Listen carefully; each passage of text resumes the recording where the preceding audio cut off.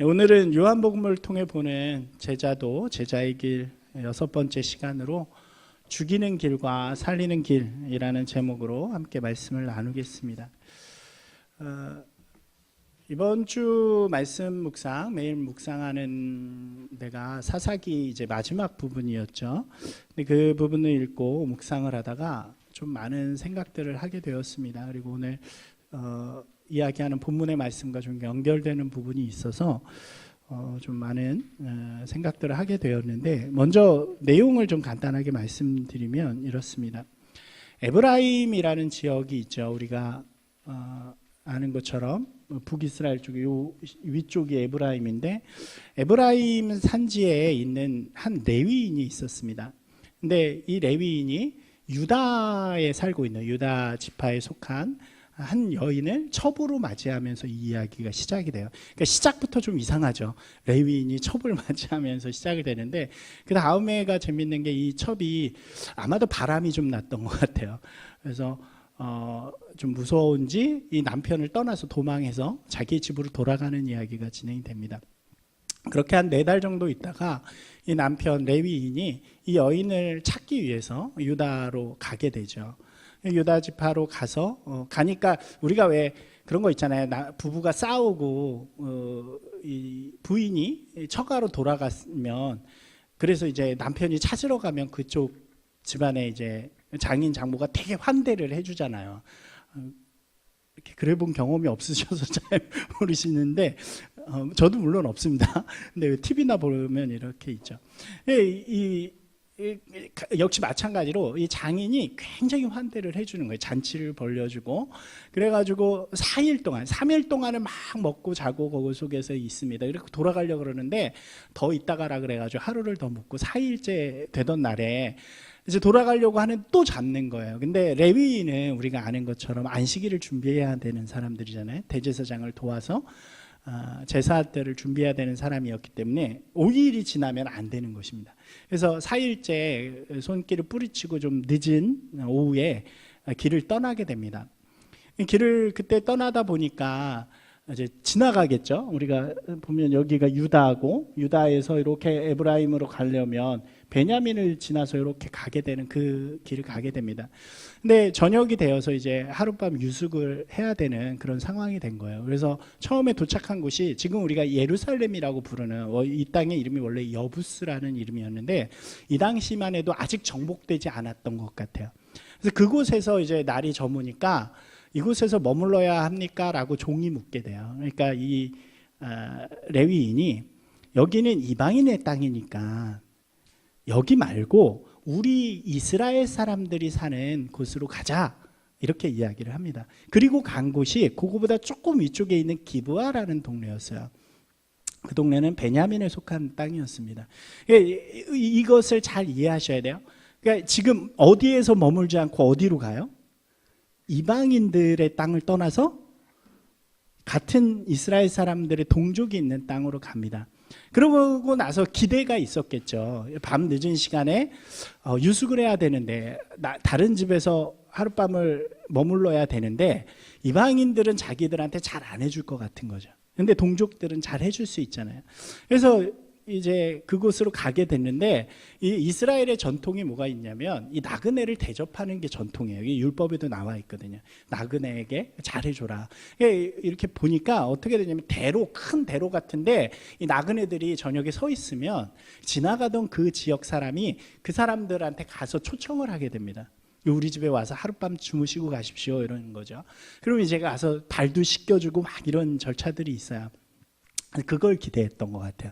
큰 대로에서 있는데 이 기브아 사람들이 지나다니면서 아무도 이 사람들을 초대하지 않습니다.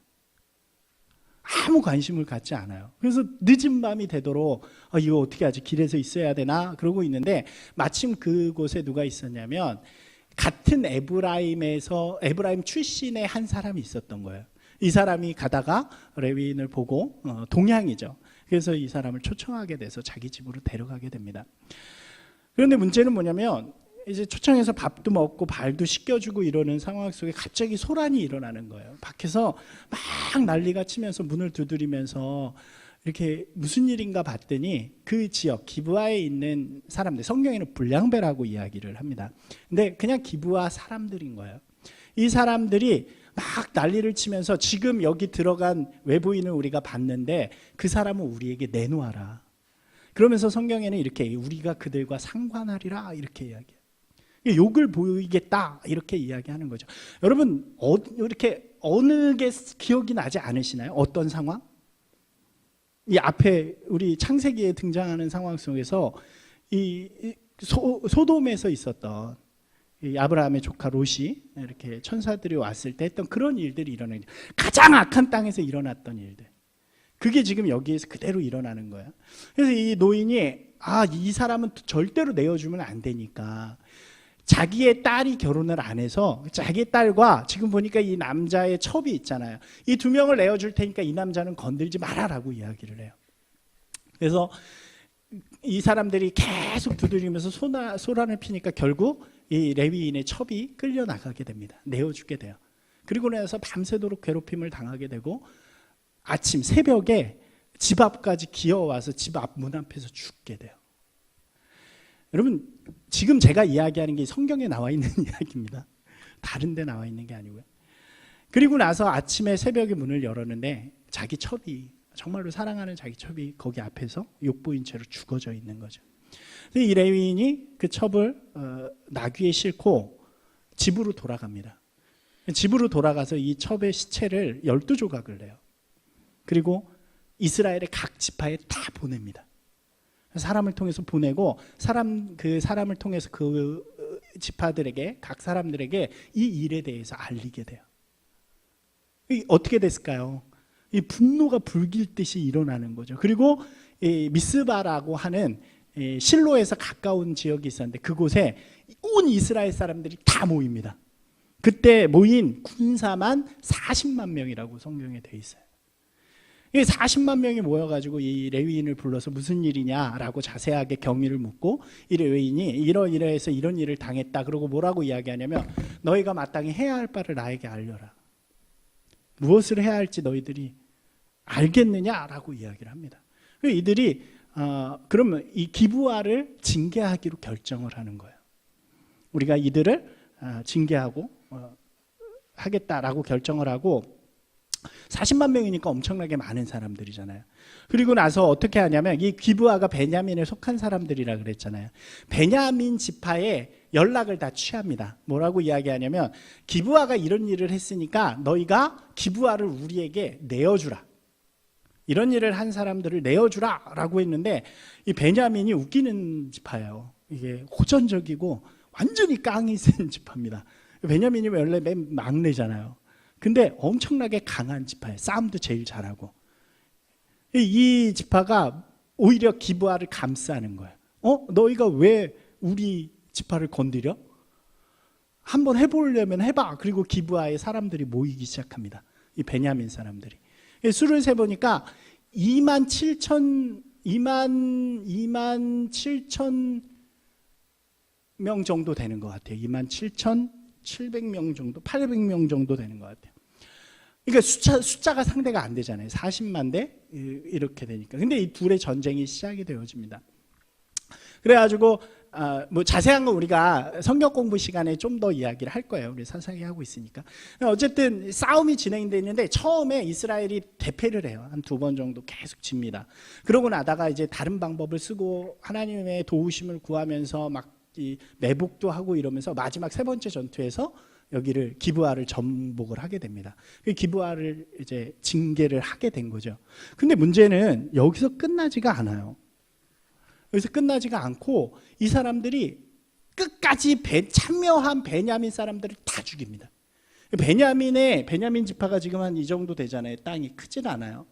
근데 이 땅들을 다 돌아다니면서 온 성읍들을 다 불태우고 사람들을 다 죽여요. 지금 2만 6,700명 정도 되는 그 사람들도 거의 다 죽어요. 군사들. 누구만 살아남냐면 600명의 군사들만 어디 딴 데로 피했다가 이 불태우고 죽이는 학살에서 간신히 살아남습니다. 그러니까 성경의 기록대로만 보면 한 지파가 600명 빼고는 다 죽은 거예요. 남자, 여자, 어른, 아이 할 것 없이 다 죽입니다. 이 뒤에 그거에 대한 이야기가 또 나와요. 이건 성경 공부에 자세히 또 할게요. 궁금하신 분들은 성경 공부에 잘 참여하셔서 됩니다. 이들이 모인 이유는요, 종교적인 신념 때문이었어요. 기브야의 행위는 하나님 보시기에 매우 악한 행동이었죠. 그죠? 맞죠? 그것에 대한 징계를 이들이 받아야 한다는 것이었습니다. 그런데 문제는 뭐냐면 이 이야기 속에서 이들이 선을 지키지 않습니다. 같은 종족을 완전히 멸망하도록 다 죽여요. 그리고 그것을 징계하기 위해 수많은 사람들이 모여요. 이 죄를 짓고 그것을 징계하기 위해 수많은 사람들이 모입니다. 이들이 먼저 모였으면 여러분 한번 생각해 보세요. 이들이 먼저 해야 할 일이 뭐였을까요? 제가 이 말씀을 읽다가 그 마음이 들었어요. 이들이 같은 종족이 죄를 저질렀어요. 그래서 이 죄 때문에 하나님을 믿는 동족들이 다 함께 모였습니다. 그럼 이들이 가장 먼저 해야 될 일은 무엇이었을까요? 하나님 앞에 이 동족의 같은 하나의 공동체잖아요. 자신들의 죄를 고백하는 일이 되었어야죠. 회개함으로 나가야 되고 그 다음에 무엇을 해야 되냐면 하나님의 뜻을 구하는 일이 있었어야 합니다. 이전에 보면요, 하나님의 정복 전쟁은 항상 하나님의 뜻 안에서 이루어집니다. 재밌는 게 있어요. 하나님한테 이 전쟁에 대해서 물어요. 이들이 어떻게 물어야 될까요? 하나님, 기브아가 이런 죄를 저질렀습니다. 베냐민이 거기에 동조하고 있습니다. 하나님, 이들을 어떻게 해야 될까요? 이들과 싸워서 죽이는 것이 하나님의 뜻입니까? 라고 물어야 되지 않을까요? 이 구약의 법대로라면. 근데 이들은 그런 거 하나도 없이 뭐라고 이야기하냐면 하나님, 저들을 치러 갈 건데 누가 먼저 올라가면 될까요? 이렇게 물어요. 이미 이들의 마음속에서는 뭐가 결정이 된 거예요? 하나님은 저들을 멸망시키시기를 원하신다.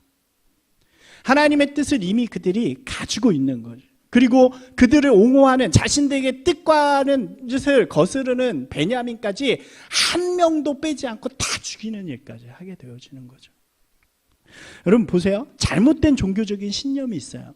그런데 거기에 힘이 더해져요. 그러니까 이 두 개가 합쳐지니까 뭐를 하냐면 자기의 반대에 서 있는 사람들을 쉽게 죽이기로 결정하기 시작하는 거예요. 잘못에 대한 회개나 하나님의 뜻을 구하기보다는 쉽게 하나님의 뜻을 내가 생각하는 그 뜻이야, 우리가 생각하는 것이 하나님의 뜻이야 라고 결정해버리고 그들 외에 다른 것들을 죽이기로 결정하는 것이죠. 제가요, 이 말씀을 읽으면서 참 많은 생각을 했어요. 우리 시대에도 그렇지 않은가. 그리고 오늘 말씀을 준비하면서 보는데 예수님의 시대가 그랬단 말이에요. 예수님의 시대에요, 그 시대의 종교 지도자들이 하는 일이 뭐였냐면 죽이는 일이었어요. 자신의 종교적인 신념이 있어요. 그리고 그것이 하나님의 뜻이라고 그들은 철저하게 믿어요. 그러니까 그리고 권력이 그들에게 있어요. 그러니까 그들이 뭐를 하냐면 자신의 신념과 다른 사람들을 죽이기 시작하는 거예요. 여러분 실제로 성경에 보면요, 많은 사람을 죽여요. 그들이 처음 죽인 사람이 누구였어요? 복음서에 보면 세례 요한을 죽입니다. 또 누구를 죽이나요? 예수님을 죽이죠. 그 다음에 스데반을 죽여요. 그리고 예수님의 제자 야고보도 죽여요. 바울과 요한도 죽이려고 하지만 그들이 도망쳐서 살아가게 됩니다. 바울은요 정말 오랫동안 죽음에 시달려요. 그런데 다만 그 바울은 로마의 시민권이 있으니까 쉽게 죽이지 못하죠. 실제로요, 육체적인 죽음을 빼앗는 것이 이 정도였는데 그것 외에도, 육체적인 죽음 외에도 이들이 영적인 죽임 또 정신적인 죽임을 하는 것들이 너무 많아요. 어떤 것이 있습니까? 너희들은 저주받은 사람들이야, 너희들은 선택받지 못한 사람들이야. 이방인들을 죽이고요, 병자들을 죽이고요, 또 소외된 사람들을 죽이는 거예요. 소외시키면서 그런 거예요. 여러분 보세요. 우리가 요한복음 계속 보고 있지만 앞에 등장하는 주인공들, 이야기들의 주인공들이 다 그런 사람들이란 말이에요. 이스라엘로부터 영적으로 죽임을 당한 사람들. 이들이 예수님까지 죽이려고 하는 거죠. 오늘 우리가 읽은 본문은 우리가 아는 되게 유명한 말씀이잖아요. 죽은 나사로를 살리신 사건. 이 사건을 중심으로 앞과 뒤의 이야기예요. 똑같은 이야기가 나옵니다. 이게 무슨 이야기냐면 앞의 이야기는 수전절이라는 날에 유대인들이 예수님을 돌로 쳐 죽이려는 이야기가 나와요. 그리고 이 이야기 뒤에는 뭐가 나오냐면 유대 종교 지도자들이 모여서 예수 그리스도를 죽이기로 결정하는 이야기가 나옵니다. 둘 다 죽이는 이야기. 그리고 그것이 하나님의 뜻이라고 이야기하는 거예요. 그런데요, 죽이는 이 이야기들 가운데 아주 특별한 예수님의 이야기가 나오죠. 그것은 바로 죽은 나사로를 살리신 이야기예요. 예, 죽이는 이야기들 가운데 살리시는 예수님의 이야기가 나온다는 거죠. 종교적인 신념을 가졌다고 하는 유대인들이 죽이는 자들이었다고 한다면 하나님의 사명을 품고 이 땅에 오신 예수님은요, 살리는 분이시라는 거예요. 요한복음은 살리는 이야기로 가득하잖아요. 여러분 보세요. 요한복음 한번 쭉 우리가 했던 거를 쭉 보면요, 우리가 안 한 부분도 있지만 쭉 보시면 처음에 가나의 혼인잔치가 나와요. 가나의 혼인잔치는요, 포도주가 다 떨어져서 죽을 잔치였어요. 근데 예수님께서 물을 포도주로 바꾸심을 통해서 그 잔치를 살리세요. 니고데모라는 잘못된 신념 속에 갇혀있는, 묶여있는 사람이었습니다. 그러나 그를 거듭남이라는 것을 통해서 새롭게 살려주세요. 사마리아 여인은 완전히 소외되고 버림받아서 이미 마음이 죽어있는 여인이었어요. 그 여인을 예수님께서 가셔서 살려주세요. 병들어서 38년 동안 죽어있는 병자를 예수님께서 살려주세요. 맹인이에요. 보지 못해요. 그래서 죽어있는 자라고 이야기하는 그의 눈을 살려주시는 이야기가 예수님의 이야기예요. 여러분, 이것이 예수님께서 하신 살리신 일들이에요. 이스라엘 사람들은요, 끊임없이 이들을 죽입니다. 육체적인 것이 아닐지라도 마음을 죽이고 영혼을 죽이는 거예요. 그런데 예수님은 반대로 그들을 끊임없이 살리세요. 그리고 그 절정이 어디에 있냐면 오늘 죽은 나사로를 살리는 데 있는 거예요. 여러분, 요한복음이요, 처음부터 읽어보면 내용이 그렇게 많지가 않아요. 제가 지금 방금 이야기한 게 요한복음의 전체 에피소드의 다입니다. 에피소드가 이걸로 끝나요. 이렇게 그 나사로를 몇 개 안 되잖아요. 이 죽은 나사로를 끝난 다음에 아직 많이 남았는데 그 뒤에는 무슨 이야기냐면 예수님이 예루살렘에 입성해서 제자들과 나눈 이야기, 그다음에 십자가에 돌아가시는 이야기가 이어집니다. 그러니까요, 이 죽은 나사로를 살리시는 이 이야기가 예수님이 이 땅에서 행하시는 살리시는 역사의 정점이 된다는 거예요. 그리고 그것은 무엇을 보여주느냐, 우리에게 예수님이 하시는 일이 진정 무엇인가를 보여주시는 거예요. 여러분, 예수님 무엇을 하시는 분이십니까? 한번 같이 읽어볼까요?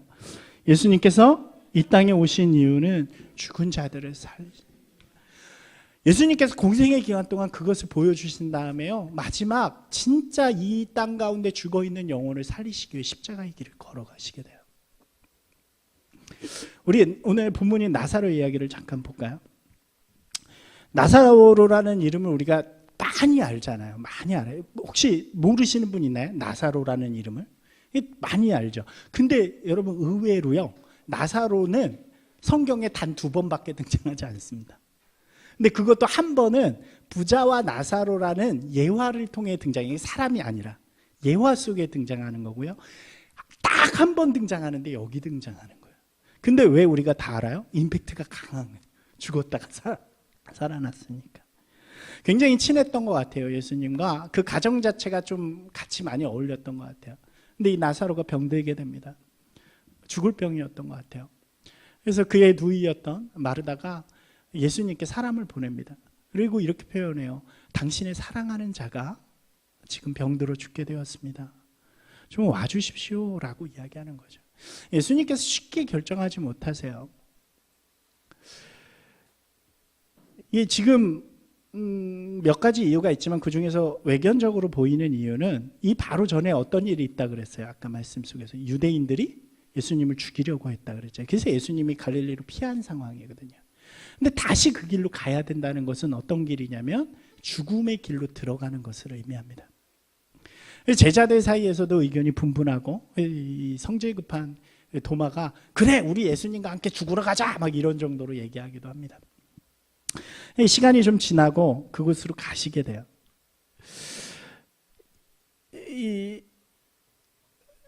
그때까지는 죽진 않았지만 좀 시간이 지나서 나사로가 죽게 됩니다. 예수님이 그걸 아시고 가세요. 베다니에 도착했을 때 이미 나사로가 죽은 지 4일이 지났다. 성경은 이렇게 이야기합니다. 이스라엘의 그 장례 관습은 우리가 예수님 때도 봤지만 예수님이 돌아가실 때 동굴에 묻고 앞에 큰 돌을 하잖아요. 이렇게 장례를 합니다. 우리처럼 땅을 파고 무덤을 하는 게 아니라 무덤이 그런 식으로 돼 있어요. 그래서 이 나사로도 역시 동굴 안에 시체를 넣고 그다음에 세마포로 둘둘 감싸고 그다음에 거기에 몰약과 이런 것들을 바른 다음에 큰 돌로 아주 움직이기 힘든 돌로 앞을 막아놓습니다. 예수님께서 도착하신 거예요. 그리고 마르다가 뛰어나옵니다. 예수님이 오셨다는 얘기를 듣고 울면서 우리 오라버니가 돌아가셨습니다. 일찍 오셨으면 아마 좀 뭔가 있었겠지만 이미 돌아가셨습니다. 괜찮습니다 라고 이야기를 해요. 예수님께서 이렇게 말씀하세요. 다시 살아날 것이다. 그러면서 되게 유명한 말씀을 하죠. 우리가 아주 잘 아는 말씀 우리 함께 읽어볼까요? 예수께서 이르시되 나는 부활이요 생명이니 나를 믿는 자는 죽어도 살겠고 무릇 살아서 나를 믿는 자는 영원히 죽지 아니하리. 내가 이것을 믿는. 마르다는 주님이 하나님의 아들이시고 그리스도라는 것을 믿는 사람이었습니다. 그래서 이것을 고백하게 돼요. 그리고 예수님께서 그 무덤 앞에 가시고 사람들에게 그 돌을 치우라고 한 다음에 나사로야 나오너라 라고 크게 외치고 나사로가 이렇게 걸어 나오게 되죠. 제가 어렸을 때 본 만화 컷에서는 되게 무섭게 이렇게 그려놨던 것 같아요. 이렇게 칭칭 감은 걸로 막 이렇게 나오는. 어떻게 얘기할 때 보면 저만 하는 것 같은 느낌이 들 때가 있어요. 하여튼 그런 것들을 본 기억이 있어요. 살아나는 이야기죠.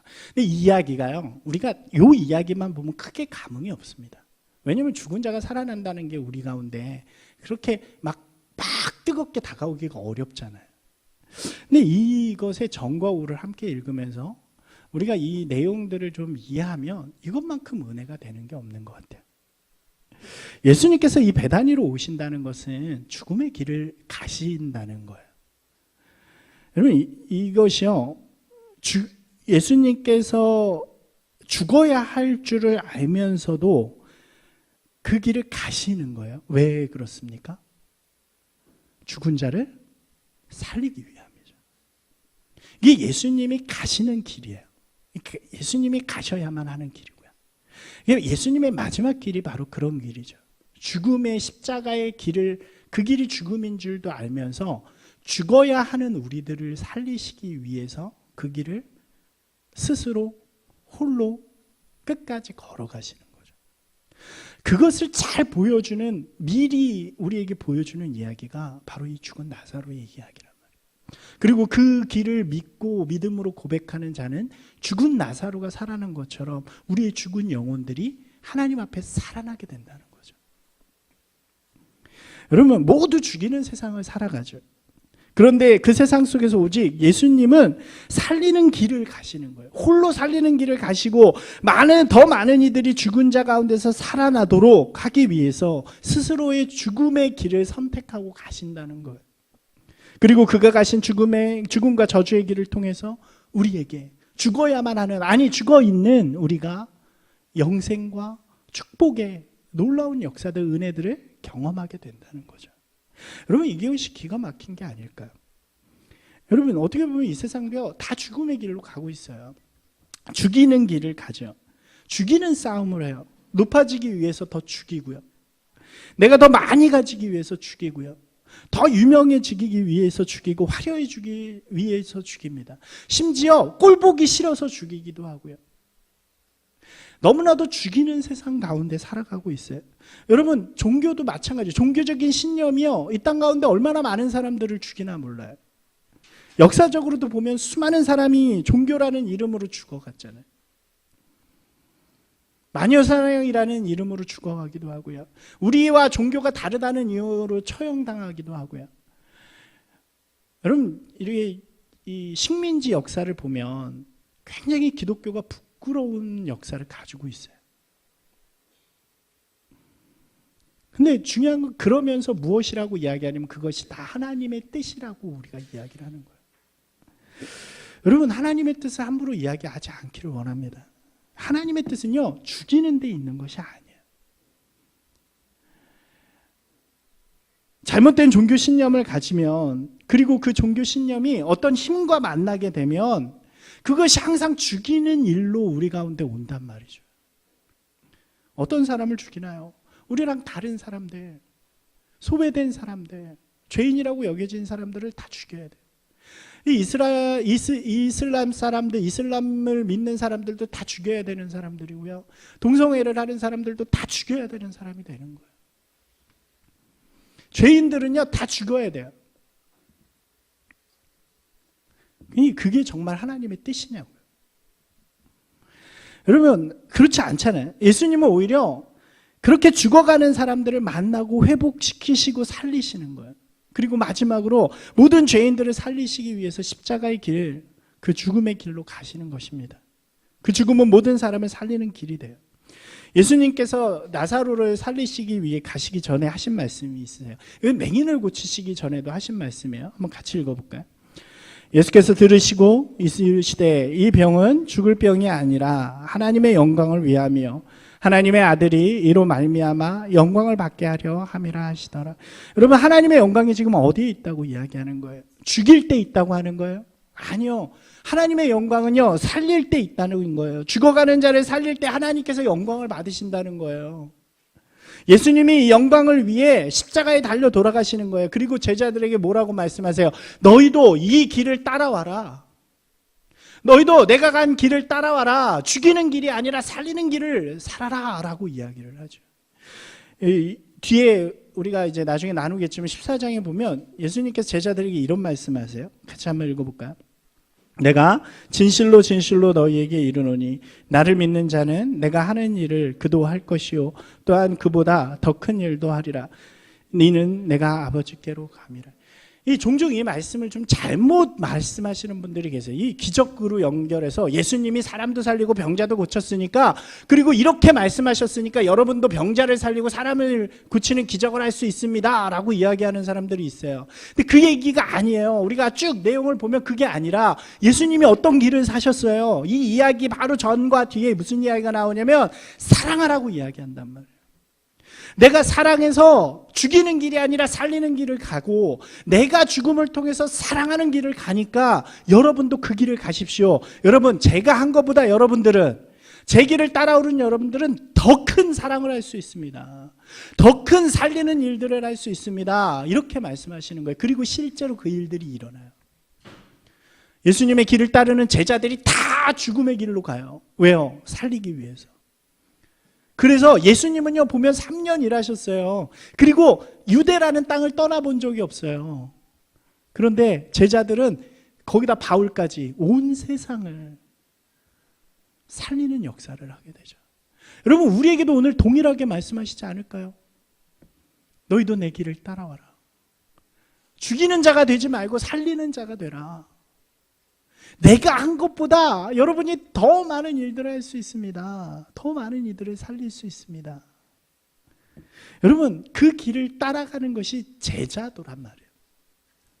제자의 길이라는 것이 그런 것이죠. 주님의 길을 따른다고 말하는 우리는요, 그렇기 때문에 죽이는 길이 아니라 살리는 길을 가는 사람들이 되어야 하는 것입니다. 사랑하는 여러분, 살리는 분들이 되시기 바랍니다. 이 시대 속에서 죽어가는 많은 사람들이 있잖아요. 우리가 그들을 살리는 사람이 되어야죠. 어떻게 살릴 수 있을까요? 제가 생각해 보다가 세 가지를 이렇게 표어처럼 하면 좋겠다라고 생각을 해봤어요. 한번 표어처럼 크게 한번 해볼까요? 시작. 를 살리고, 마음을 살리고, 영혼을 살리자. 우리 한번 해볼까요? 제 육체를 살리고, 이렇게 시작. 육체를, 마음을, 영혼을.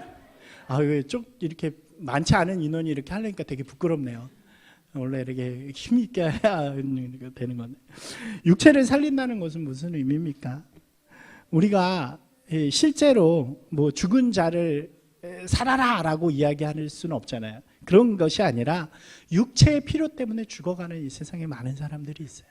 도움의 손길이 필요한 사람들, 나눔이 필요한 사람들, 섬김이 필요한 사람들, 그 사람들을 섬기고 사랑하고 나누는 그런 마음이 우리 가운데 반드시 있어야 된다는 거죠. 그리스도인은요, 자기만 갖기 위해서 사는 사람이 아니에요. 자기가 더 많이 갖기 위해서 다른 사람을 죽이는 일은 그리스도인의 길이 아니란 말이에요. 그리스도인의 길은 내가 받은 하나님의 축복을 그렇지 못한 사람들과 나누는 삶을 살아가야 하는 거죠. 이것이 육체를 살리는 일입니다. 두 번째는 마음을 살리는 거죠. 육체를 살리는 일이 어쩌면 가장 쉬울지 모르겠어요. 우리가 가진 걸 좀 나누면 되니까. 근데 마음을 살리는 것은 더 세심한 부분이에요. 이 세상에 마음을 다친 사람들이 얼마나 많아요. 안타까운 거 얼마 전에 매스컴에서 나왔죠. 한 연예인이 악플에 시달리다가 마음의 상처와 이미 마음이 죽은 거예요. 결국 자기 스스로 목숨을 끊는 일들이 일어납니다. 저는요, 여러분, 안타까운 건요, 우리 신앙인들이, 우리 교회가, 우리 먼저 믿는 사람들이 그런 사람들을 향해서 아유, 예수 안 믿어서 그래 라고 안 했으면 좋겠어요. 그게 왜 예수 안 믿어서 그런 거예요? 예수를 믿어도요, 마음의 상처가 깊으면 그럴 수 있어요. 우리가 그런 이야기 하면 안 돼요. 그런 이야기 할 게 아니라 지금 그 사람은 어쩔 수 없지만 그 사람 외에도 마음에 상처받고 있는 많은 사람들을 우리가 보듬어 안는 사람이 되어야죠. 나랑 생각이 다르고 나랑 관점이 다르다고 그 사람에게 상처를 주는 것이 아니라 이해하고 인정하고 보듬어 안을 때 우리는 살리는 사람이 될 수 있습니다. 저는 생각을 해봤어요. 이렇게 먼 거 말고요, 우리가 가장 먼저 살릴 사람들은 우리의 식구들인 것 같아요. 우리 가족들, 사랑하는 여러분, 우리의 남편, 우리의 부인, 이렇게 아내를 먼저 살리는 분들이 되세요. 우리 아이들을 살리는 분들이 되시기 바랍니다. 이 참 그런 것 같아요. 인간의 본성이 욕하기를 좋아하는 것 같아요. 칭찬보다. 이제 그런 거 있어요. 누굴 평가해 달라 그러면 뭐 좋아, 좋은 점 이야기하라 그러면 좋아. 그런데 꼭 뒤에 뭐가 붙어요? 근데 이렇게 붙잖아요. 근데 이건 다 좋아. 근데 이게 뭔가 이렇게 지적하고 싶은 것이 어쩌면 인간의 마음인지 모르겠어요.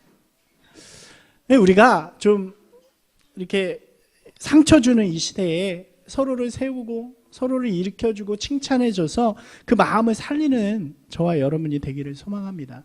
세상에서 많이 상처받는데 집에 돌아오면 그 상처를 치유할 수 있는 그런 자리가 되어지기를 소망합니다. 그 외에도 좀 다른 분들, 아픈 분들의 마음을 보듬어 안을 수 있는 우리가 되었으면 좋겠습니다. 마지막으로 영혼을 살리는 것이죠. 어쩌면 이것이 가장 중요하다고 할 수 있겠죠. 우리가 육체를 살리고 마음을 살리는 것도 이 영혼을 살리기 위함이라고 이야기할 수 있어요. 예수님께서 십자가에 돌아가신 것은 우리처럼 자격 없는 자들이 은혜를 입어서 하나님 앞에 살아갈 수 있는 그런 자가 되도록 하기 위함이죠. 우리도 그런 일들을 해야 하는 것입니다. 자꾸 영혼을 죽이지 마세요. 저 사람은 자격이 없어라고 우리가 이야기하면 안 됩니다. 저 사람은 하나님의 은혜를 받을 자격이 없어 라고 이야기하면 안 돼요.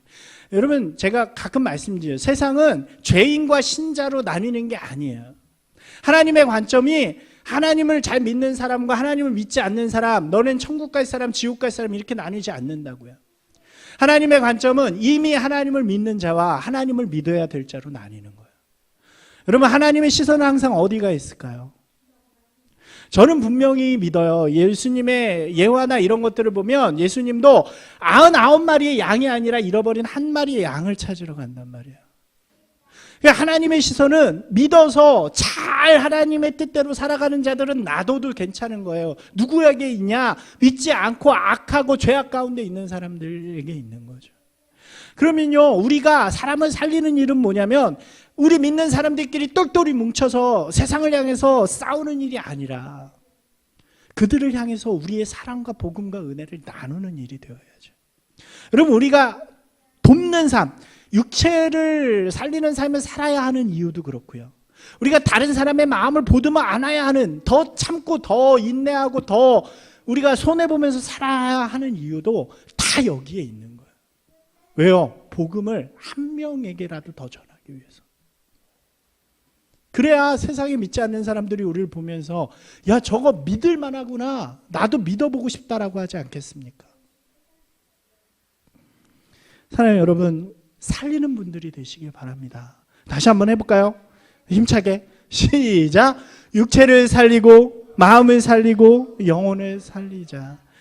여러분들의 마음속에 이것이 도전이 되어서 실제가 되었으면 좋겠어요. 그냥 한번 지나가는 좋은 얘기지 하고 끝나는 것이 아니라 실제 육체를 살리기 위해서는 내가 주변에 어떤 사람들을 도울 수 있는가, 마음을 살리기 위해서 내 삶에 무엇을 고쳐나가야 할까, 누구에게 마음의 위로를 줘야 할까, 복음을 위해서, 영혼을 위해서는 누구에게 복음을 전할까, 그것을 고민하고 또 실제로 여러분의 삶 가운데서 하나하나 도전해서 한 사람 한 사람 살아나는 놀라운 역사들이 여러분이 경험하게 될 때, 여러분 그것보다 더 큰 기쁨이 어디겠어요? 하나님께서 그것을 통해서 영광을 받으시는 것입니다. 사랑하는 여러분, 우리가 살리는 일을 통해서 하나님께는 영광이 되고 우리의 삶에 놀라운 기쁨이 되는 그것을 경험하는 저와 여러분이 되기를 주님의 이름으로 축원합니다.